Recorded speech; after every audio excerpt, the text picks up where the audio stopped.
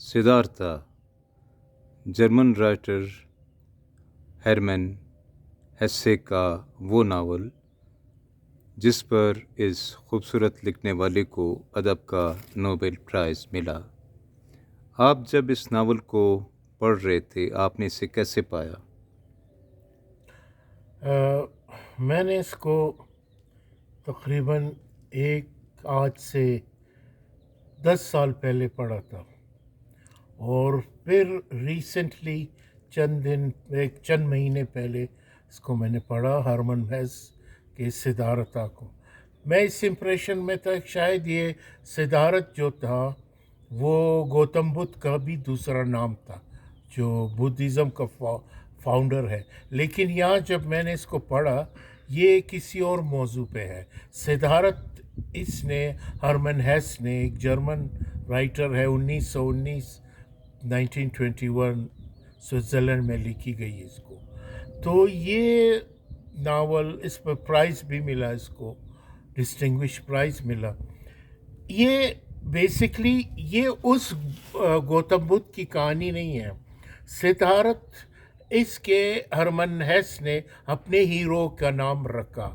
ये एक लड़का है, बड़ा खुशहाल है, ज़िंदगी गुजार रहा है अपने एक नॉर्मल ज़िंदगी, लेकिन इसको एक चीज़ का बड़ा क्वेस्ट है, इसको जुस्तजू है।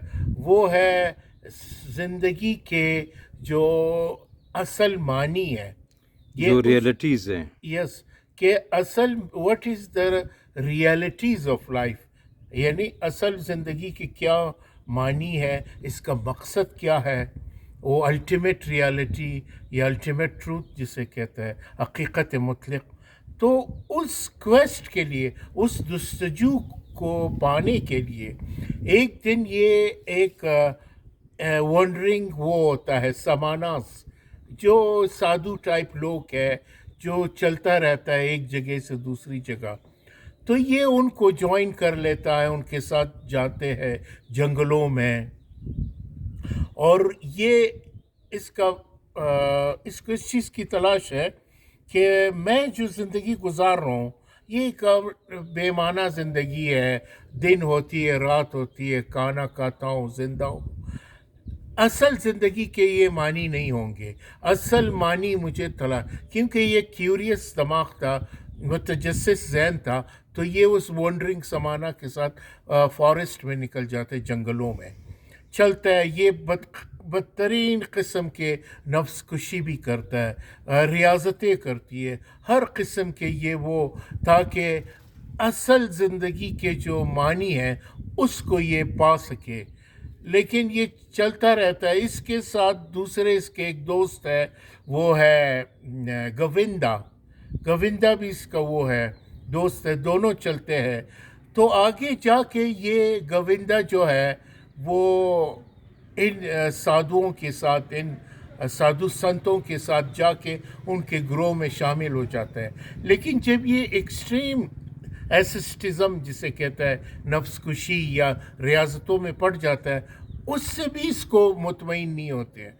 ये कहता है नहीं, ज़िंदगी के मानी नहीं है कि मैं तरकुल दुनिया करूं, एक राइब बनूं, बल्कि इस ज़िंदगी के और भी मानी है।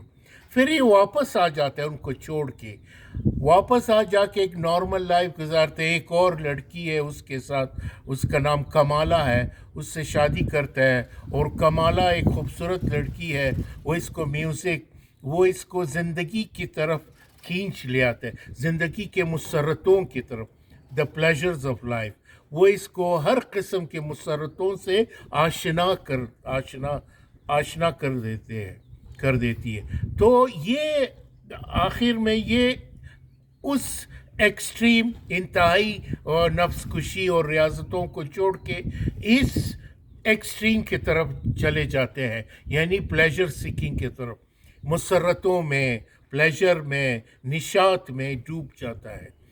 तो चलते चलते इसको ये बच्चा भी हो जाता है इसका, फिर भी इसको तशफ़ी नहीं हो जाता है। आखिर में आके एक फेरी मैन है, उसके साथ ये चले जाते हैं। और वो जो इसका जो दोस्त था गोविंदा, وہ ایک سادھو بن جاتا ہے. تو یہ بالکل گوتم بدھ کی طرح، گوتم بدھ کو بھی ان چند کوشچنس نے کہ زندگی دکھ کیا ہے، بیماری کیا ہے، بڑھاپا کیا ہے اور موت کیا ہے، جس طرح ان چند کوشچنوں نے گوتم بدھ کو تنگ کی تھی، وہ چلے گئے جنگلوں میں ان کوشچنوں کے حل ڈھونڈنے کے لیے. آخر میں گوتما بودھا جو تاریخی بودھا ہے، ہولی بودھا، وہ بھی اس حقیقت تک پہنچتے کہ نہیں، نہ زیادہ ایکسٹریم نفس کشی کرنا چاہیے، دنیا کو ترک کرنا چاہیے، نہ زیادہ ایکسٹریم دنیا کے اندر ڈوبنا چاہیے، یعنی مسرتوں میں، نشاط میں، بلکہ ایک مڈل وے، ایک مڈل پاتھ اختیار کرنا چاہیے. تو جو نروانا ہے، جسے ہم مکتی کہتے ہیں یا جسے نجات کہتے ہیں، انسان کو نجات، نروانا اس وقت ملتا ہے جب آپ اس دونوں ایکسٹریم سے بچو گے اور درمیانہ ایک متعدل زندگی گزارو گے. تو یہی کوشچن آخر میں یا ہمارے ہیرو کو ہرمن ہیس کے یہ جو صدارت ہے، اس کو بھی یہی کنکلوژن پہ پہنچا کہ نہیں، ہمیں ایک معتدل زندگی گزارنا چاہیے. وہ جو اس کا دوست تھا گووندا، اس کو بھی سالویشن یعنی نجات ملا. اس نے بھی کچھ جو اس کو کویسٹ تھا، جو تجسس تھا زندگی کے بابت، کہ زندگی کی اصل میننگ کیا ہے، اس کے معنی کیا ہے، اس کو بھی مل گیا اور اس کو بھی مل جاتا ہے. تو جو البتہ اس ناول میں یہ ہمیں بتاتا ہے ہرمن ہیس کہ جو تاریخی بودھا ہے وہ بھی اس کا بھی اس سے مڑبیڑ ہو جاتا ہے ہمارے ہیرو کا، صدارت کا. تو اس صدارتا سے جو تاریخی بودھا ہے، تو لیکن یہ اپنا وہ دوبارہ اس چیز میں جو کوشچن اس کو تلاش تھا، اس کوشچن کو اس کو مل گیا. تو یہ بھی اسی کنکلوژن میں پہنچا کہ مڈل پاتھ، درمیانی راستہ اختیار کرنا چاہیے. زیادہ نہ نفس کشی میں جانا چاہیے، نہ زیادہ ہی نفس کے اندر ڈوبنے میں انسان کو مل جاتا ہے. مڈل پاتھ اختیار کرو اور اپنی خواہشات کو کم سے کم کرو. جتنے آپ خواہشات کو کم کرو گے، اتنے ہی آپ کو دکھ کم ملے گا. جتنے آپ انڈلجنس میں جاؤ گے، جب انڈلجنس میں آپ جاؤ گے، یعنی میں کسی چیز میں ڈوبو گے، کل اگر وہ آپ کو نہ ملے گا، اس سے آپ کو دکھ پیدا ہوگا. ہمارے یورپ کے یا امریکن بہت سارے رائٹرز ہیں، جیسے پوتا، اسی طرح دوسرے رائٹرز ہیں. ان کو مشرقی کہانیوں میں ایک اٹریکشن ملتا ہے. اسی طرح جرمن رائٹر کو بھی دیکھیں، انہوں نے یہاں مشرق کی کہانی اٹھائی ہے. یہ کیوں مشرق کی کہانیوں میں اٹریکشن محسوس کرتے ہیں؟ فاروق صاحب، یہ یورپ میں آفٹر دا انلائٹمنٹ کے بعد، نشاط ثانیہ کی تحریک کے بعد، مغرب زیادہ مٹیریلائز ہو گیا. وہ دنیا کی طرف، ترقی کی طرف زیادہ چلے گئے. اور مشرق کا اور مزاج ہے. مشرق میں آپ دیکھتے ہیں کہ یہاں آپ کو گوتم بدھ ملے گا، یہاں آپ کو لاؤزے ملے گا، یا آپ کو کنفیوشس ملے گا، یا آپ کو مہاویر ملے گا. اس میں بڑے بڑے ریلیجس، مذہبی اور سوشل ریفارمر ملیں گے. یہ سب مشرق کے حسن یہی ہے کہ مشرق زیادہ مٹیریلائز نہیں ہے. مشرق میں خوشحالی تھے، جس طرح انڈیا میں خوشحالی ہے وہ ہے، تو وہ زیادہ مٹیریل یعنی مادی زندگی کے تلاش میں کم ہے. وہ سول یعنی اپنے اسپرٹ، اپنے روح کی جو بے چینی ہے، انسان کو جو روحانی ضرورت ہے، اس کے پیچھے ان کو زیادہ تلاش ہے. تو مشرق جو ہے میرے خیال میں گڑھ ہے روحانیت کی، یعنی اسپریچولزم کی. آپ کو یہاں پہ بڑے بڑے جس طرح میں نے کہا سوشل اور ریلیجس ریفارمر ملا ہے، لیکن مغرب میں وہ زیادہ سے زیادہ سائنٹسٹ ملا. وہ دنیا کو ایکسپلور کی، انہوں نے ویلتھ مٹیریل ویلتھ جمع کی، انہوں نے ترقی کی مادی. لیکن مشرق میں وہ یہاں پہ آپ کو یہ زیادہ آپ کو اسپریچولزم ملے گا. اچھا، اس ناول میں ایک موسیقیت بھی ہے. اس ناول کو پڑھتے ہوئے بار بار ٹیگور ہمارے ذہن میں آتا ہے.